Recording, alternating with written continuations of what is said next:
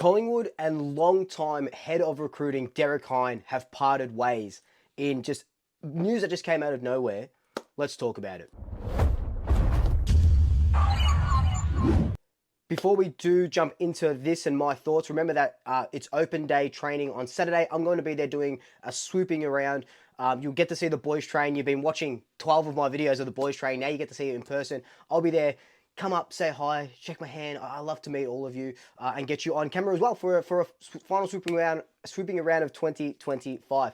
In a bit of personal news, I have found a place.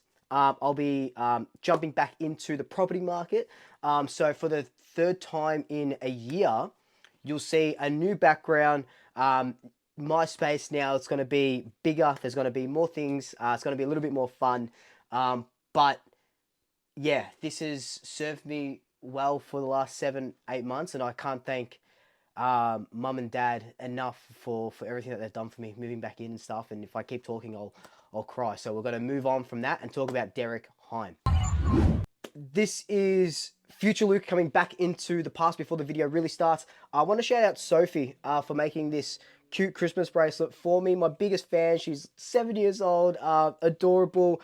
And the Christmas card as well. Sophie, if you're watching, thank you so much. I forgot to wear it for this video, but I'll be wearing it for the rest of the day. So thank you. I hope to see you at the open day. All right, into the video. Now, the Age has just reported that Derek Hine and Collingwood have mutually decided to part ways. And that could be the case. There was a report on 7 News a couple of weeks ago about how Derek Hine was going to be taking a little bit of a step back with all the recruiting. But now it looks like that they've part ways. Now, my thoughts on this is that Derek Hine has been head recruiter since 2004. He's overseen a lot of really good picks and a lot of really great drafts for us.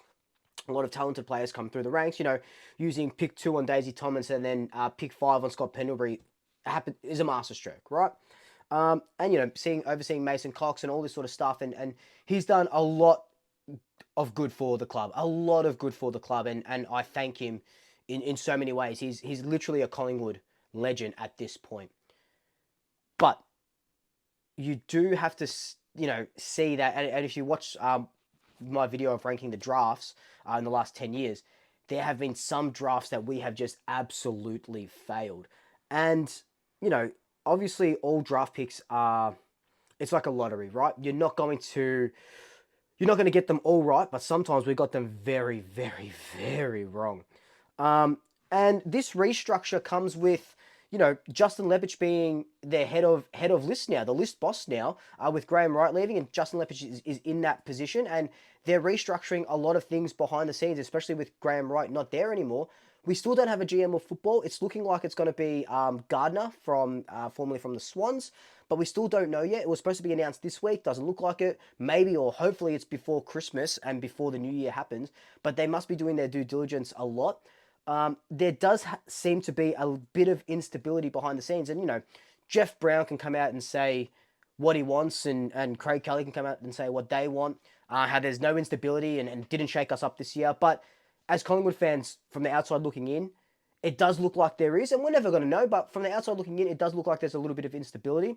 And then this happens now. And the Age is reporting that there was lots of tension between Derek Hine and Justin Lepich, and that could have ultimately led to the parting of ways that we see now, which is interesting to say the least. And I kind of knew, and tell me if you think the same thing, I kind of knew that it would be, that there's something going on behind the scenes when we actually did recruit a key forward and a key back instead of some small inside mids or another halfback flanker or something like that.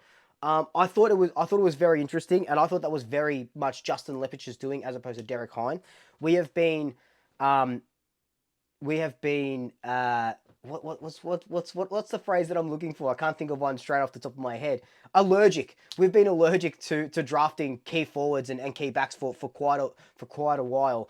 And we don't know what the recruiting strategy was, but that's what it just looked like. The recruiting strategy was, don't pick anyone taller than 190 centimeters and play him as a key forward or a key back. Now Justin Lepich has come in. He's shaking them all up. He's got a new system there as well that I reported on a couple of months ago.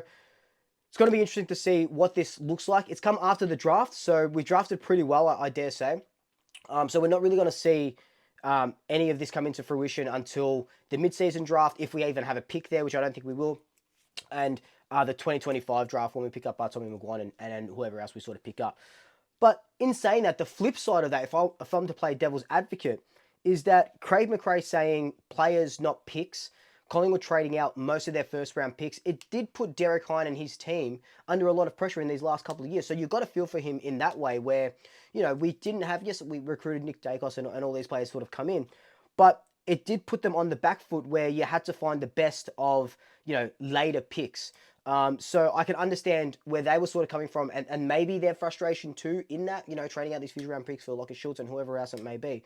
I can understand that as well. So I can see both sides of the camp, but I do like the direction that we're heading in now, drafting for our needs because of those keys. And that was the catalyst in my mind to go, okay, there's a shift going on, and I think Leper is really taking charge of this. It hasn't come out from Collingwood yet that is happening, but I dare say it'll come out today sometime. But I wanted to jump on, do a quick video, give you my thoughts, and like I said, I like the direction Collingwood's heading in. I do think there is instability at the club in the back end. Once we get that GM of footy, then we'll finally see what is going on. But let me know your thoughts down below. Positives, negatives, Decker, let me know. Until then, like, comment, subscribe, tell your family, tell your friends, tell your pets, and until next time, double shackers, I'll swoop you later.